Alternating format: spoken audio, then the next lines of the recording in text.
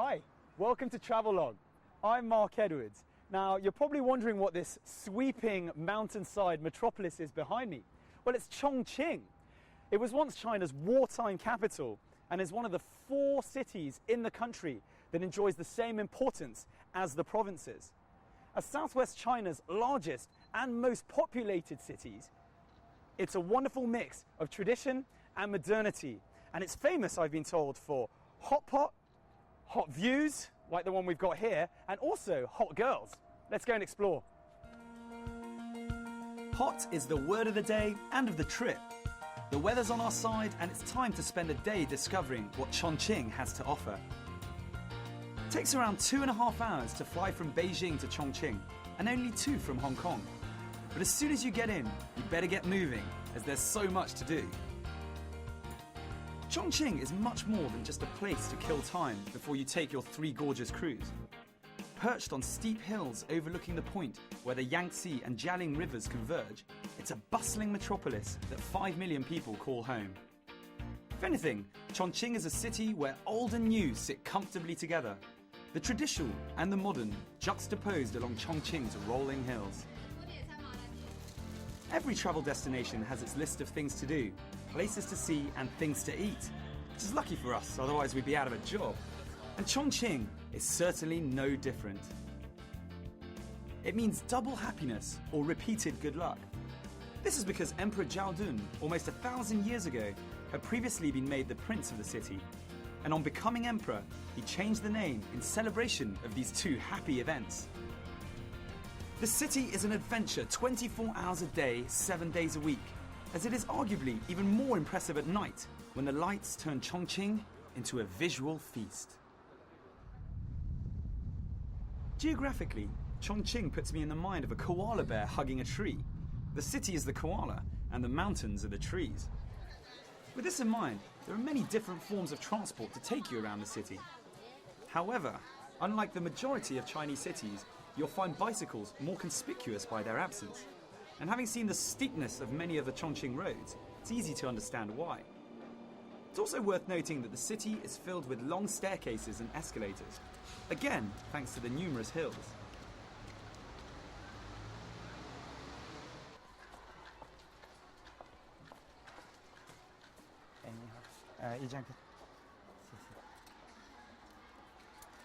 So you might be used to taking a train to work, a bus to work, even a subway to work. Here in Chongqing, we take what is called a bus in the air. That is a cable car that goes from one side city to the other across the river. It costs 2 kwai. I'm going to go and jump on.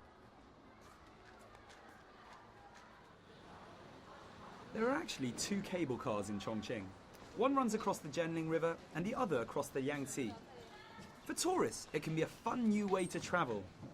But this is how a large proportion of the Chongqing population gets to work every day.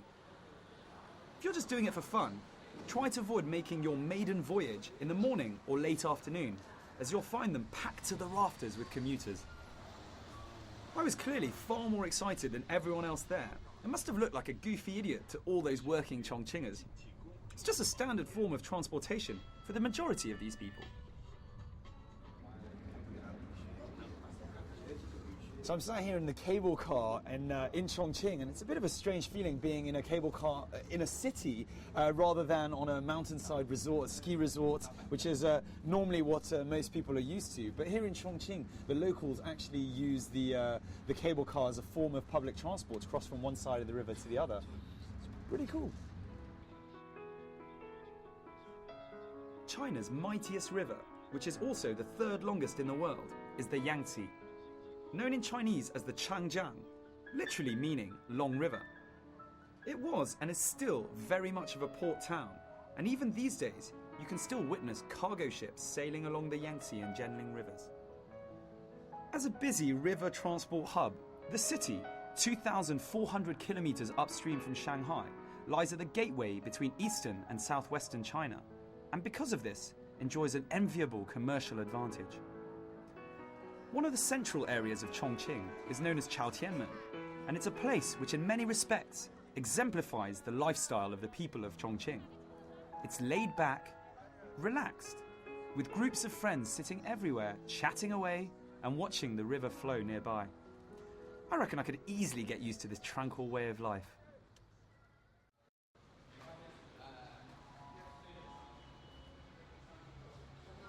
One of the truest facts about Chongqing is that it evolves year on year. And if you want to keep up to date with these changes, head to the Chongqing Urban Planning Exhibition Centre. Now don't laugh, and certainly don't judge until you've been here. So I'm here at Chaotianmen at the Chongqing Urban Planning Exhibition Gallery. Now, this kind of place may or may not be your cup of tea, but it's highly regarded, and I've heard a lot of very good things about it. It's a chance to see how Chongqing was in the past, so the history of Chongqing, how Chongqing is right now in the very present, and how Chongqing hopefully will look in the future, which is what this miniature model in front of you will give you a chance to see. Chongqing 2020. In my mind, these types of places usually conjure up a nightmarish mix of maps, dust, books, boredom, and dare I say it, a contender for top 10 places not to take children. And now think of the exact opposite, and you have Chongqing's take on what an urban museum should be. It's the personification of fun for all ages. There's games everywhere that are effortlessly mixed with information so that everyone can take something away. Here you'll find all the information you need on the city.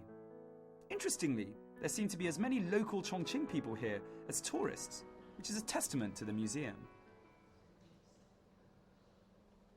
So, grab myself away for a second. I'm playing a very, very fun flying game where I've got a bird's eye view in a plane over the whole of Chongqing, and I get to learn a bit as well as I fly over certain places. Little bubbles come up and give me points, and I get to learn about that specific place. Who said urban planning was boring? This is awesome. Any of you who've been to the La Villette Science Park in Paris will appreciate how much fun learning can be. And this is absolutely true of this place. Even the most rambunctious little children will have a great time here. It has allied state-of-the-art technology with an emphasis on playability and, above all, fun. It's a fully hands-on experience, which is a treat for the eyes. There's also a plethora of information on the culture and traditions of Chongqing. Everything is short, sharp, and well thought out to keep you interested throughout.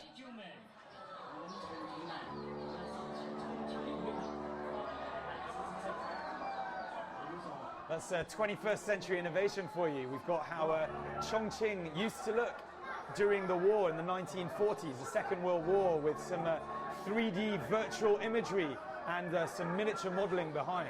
Woo.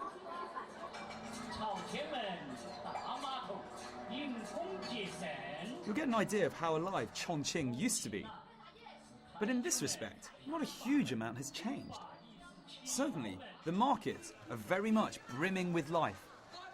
There's something alluring about finding a place where everything is so fresh, and you just want to take as much of this organic produce home with you to cook up a feast.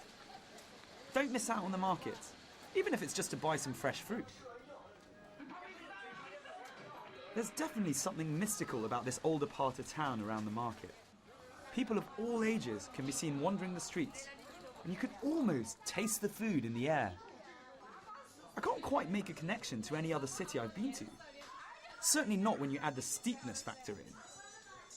The buzz, allied with the produce and methods of cooking, make this feel more like some ancient village than an area in one of China's largest cities.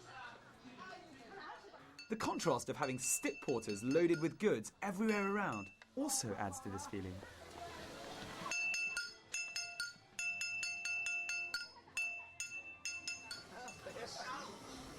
Hey, 先生，你买什么？这个是什么？冒一糖毛叶糖。啊，老蜜是糖。糖是吗？啊，好，啊，我买一个吧。来一个吧，多少？是1块钱吗？快点快点，啊，再来一个吧，好的，我尝一下。尝一下。Whoa. So apparently some sort of sweet. Pretty good.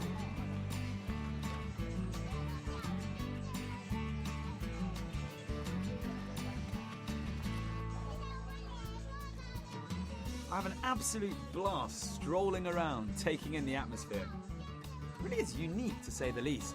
It's so simple.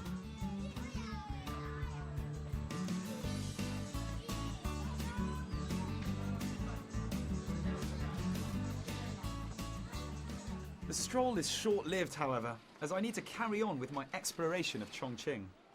Back to the car and modern reality.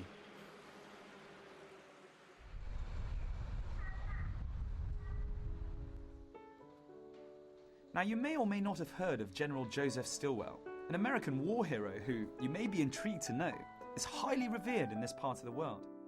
He even has his own museum, which is definitely worth the detour. Tucked away on the side of a steep hill, you can find a stunning view from its courtyard, and the contrast of having wartime jeeps parked in this peaceful location is surreal to say the least. The museum is housed in the former residence of Stilwell himself, who lived here during parts of World War II. A fluent Mandarin speaker, Stilwell was the commander of the US forces in the China-India-Burma theatre. The museum is rather unique amongst Chinese historical sites in that it honours the US involvement in the Second World War.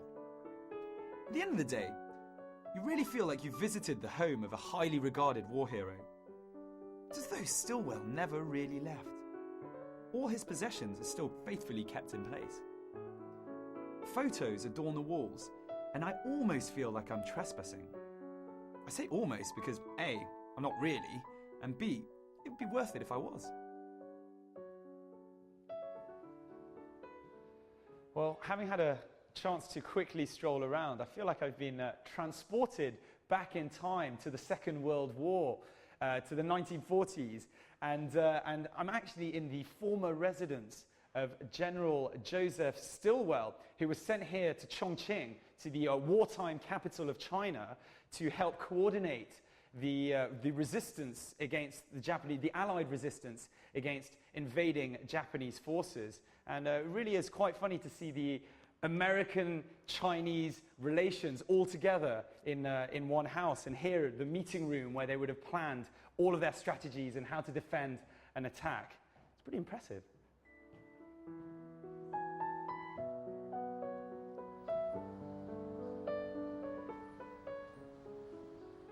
Hi guys, I'm Mark, and what are your names and where are you from?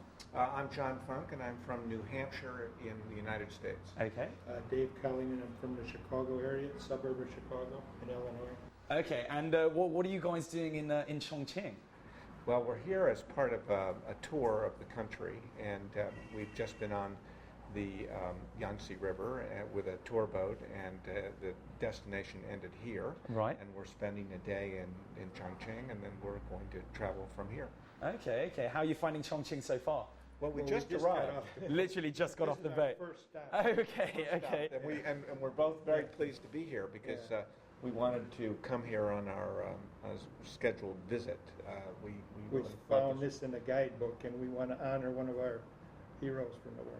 And General Stillwell. Yes. And the Flying Tiger. And having had a quick scan around, how do you feel about the museum? It's beautiful. Yeah. Yeah, it's wonderful to come to places like this and imagine how the general was living in this place. You'd be well advised to take a quick detour to Red Cliff Village, which is situated about 20 minutes from the city centre. There's a history museum here which shows how some of the soldiers lived during the war. To get here, take the 104 bus from the Beichu-Lu bus stop. It was in this building that the cooperation between the Kuomintang and the Communist forces flourished in defending China against the Japanese invasion. It was during the Second World War that China joined with the American and Allied forces to fight off the Japanese. In 1937, the national government was relocated to Chongqing, and the city became the wartime capital of China. In many respects, this was due to its advantageous mountainous environment, which made it much harder to bomb, as well as its proximity to the Yangtze and Jialing rivers. You'll find that many Chinese tourists also like to come to the city, as there are numerous reminders here of Chongqing's role in shaping China's history during and following the war. It was during the Second World War that numerous factories and universities were moved from eastern China to Chongqing, transforming the city from inland port to heavily industrialized city.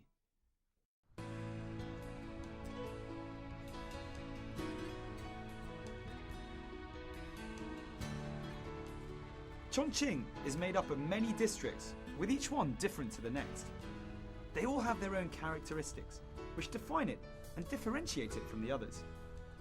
It's during one of the drives that we come upon an intriguing little area tucked away on the west side of town. It's an art district where you're more likely to find a giant rendition of a zoo on your building than anything else. Thanks to its proximity to and support from the Sichuan Fine Arts Institute, the entire area has been given a facelift. There are wall paintings and graffiti scattered everywhere, and this is also where Sichuan's up-and-coming artists reside and show off their work. Together with Chengdu and Kunming, Chongqing makes up the hub of artists, which are renowned around China for their work.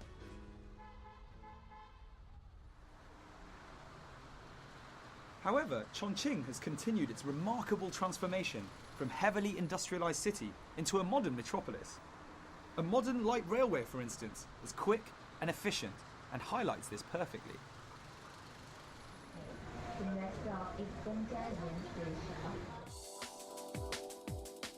The main town centre, however, is like most modern metropolises, filled with well-known high street brands. There's an obvious mix of Chinese and Western shops and restaurants, and in truth, I could be anywhere in the world right now.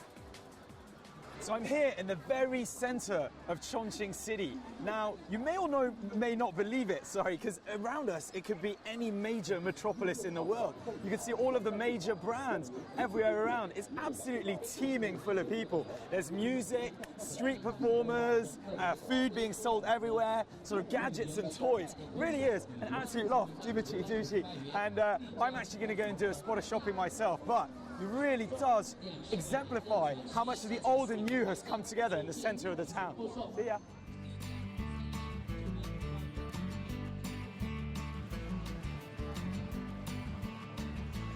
It's clean, friendly, and filled with people.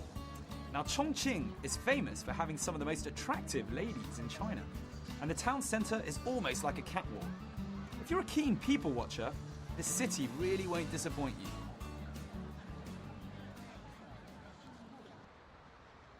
It's only 5 minutes walk from the town centre to Hongyadong, a wonderfully traditional looking landmark filled with shops, restaurants and fun stuff for tourists.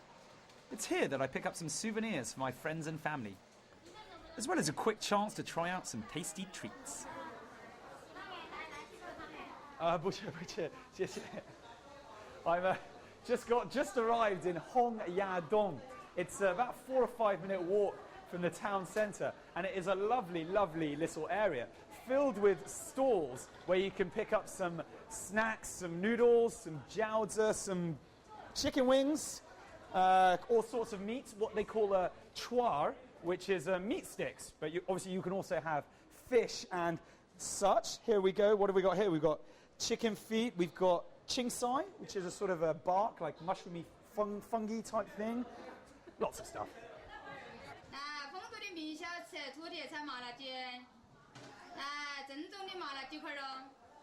Down at Hongyadong, you can eat and shop, and I'm comforted by the sight of so many locals here because it can sometimes feel a bit too ready-made for tourists. Check this out. I think this is how you make the soya beans. They crush the beans here, or tofu. Cool. There really is an eclectic mix of things to eat and buy here. There's so many different types of Chongqing snacks to be had here. You can spend an entire afternoon playing pick and mix.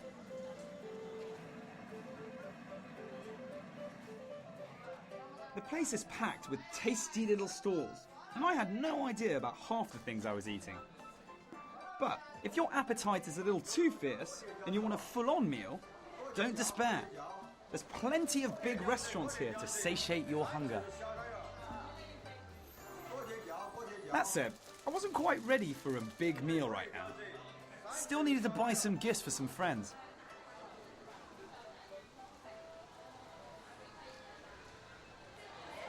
Well, I feel like taking some sweets, or well, I actually don't really. 这个是什么？是吃的吗？不是甜的，不是甜的。就是装饰品。哦，自己做的是吗？自己做的冰淇淋。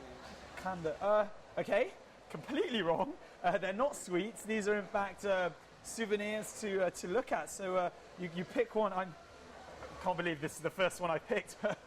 A very well endowed little piglet, and I think this be a nice gift for a friend. 你可以帮我做一个吧？可以，多少钱一个10块钱一个。？10块钱，最低的价钱是吗？Okay, 10 kwai for one, which I think it's nice for a gift. 可以帮我做一个吧？可以。谢谢。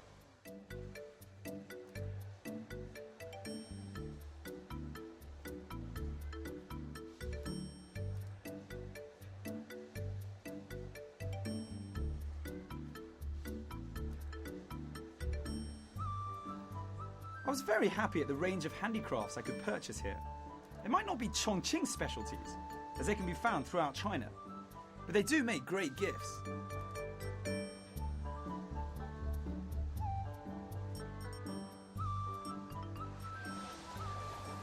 So dexterous, can't believe it.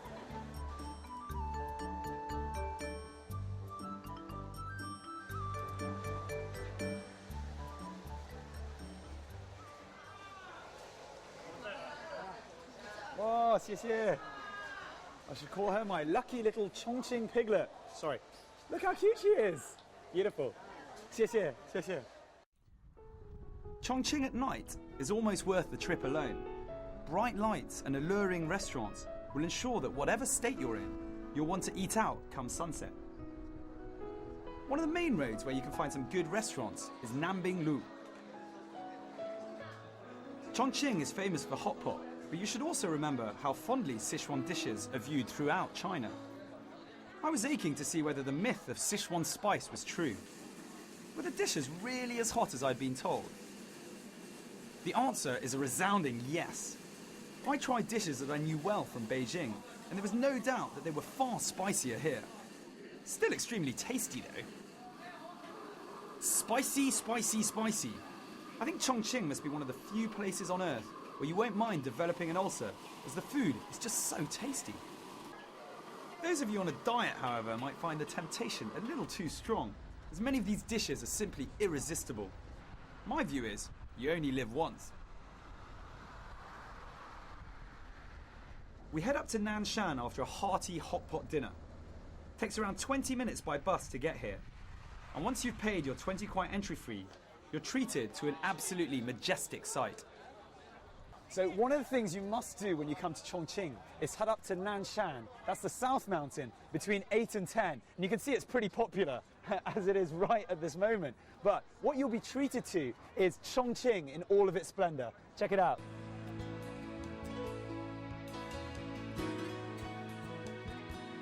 We were lucky enough to come up here during the day and the night, and both views are completely different. If you can, come up here in the afternoon, take in the view, head down the hill for some early dinner at the many restaurants nearby, then head back up when the sun is down and the Chongqing lights come on around 8 p.m. You won't regret it.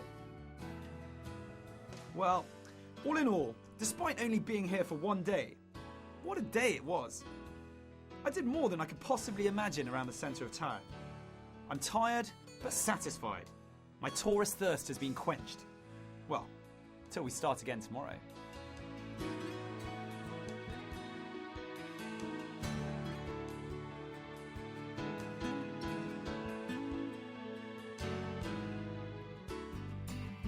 On the next episode of Travelogue, we're going to head a bit further out and visit the world-famous Dazu rock carvings, delight in some fantastic and extremely spicy hot pot, as well as indulge in some probably undeserved rest and relaxation and pampering at one of Chongqing's hot springs. So make sure you tune in